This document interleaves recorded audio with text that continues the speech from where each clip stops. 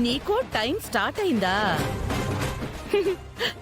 What a joke Ananya, what a silly joke.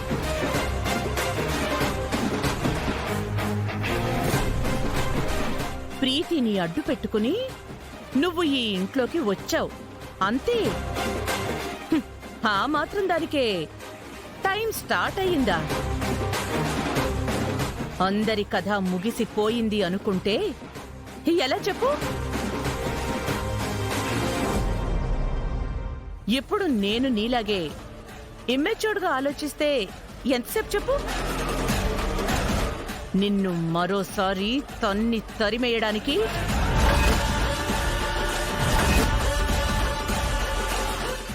Just ఇందాకే చూసావు కదా,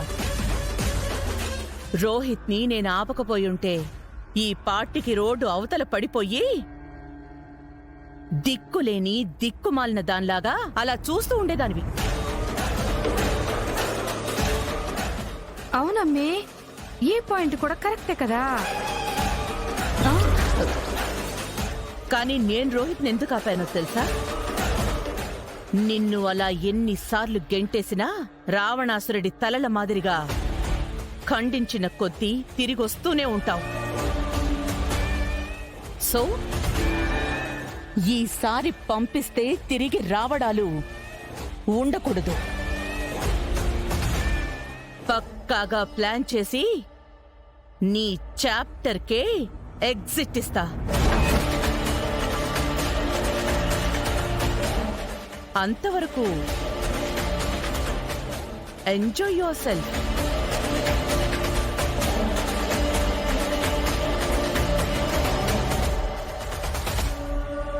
నువ్వు ఏమనుకుని మళ్ళీ ఈ గడపలో అడుగు పెట్టావో అదేది జరగదని గుర్తుపెట్టుకో.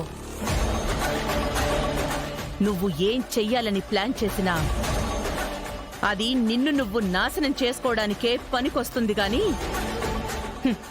ఈ కుటుంబాన్ని పాడు చేయడానికి పనికిరాదు. అండ్ ఫైనల్ వార్నింగ్, నువ్వు ఎన్ని ఎత్తులు పై ఎత్తులు వేసినా ఈ ఇంటి పెద్ద కోడలి స్థానం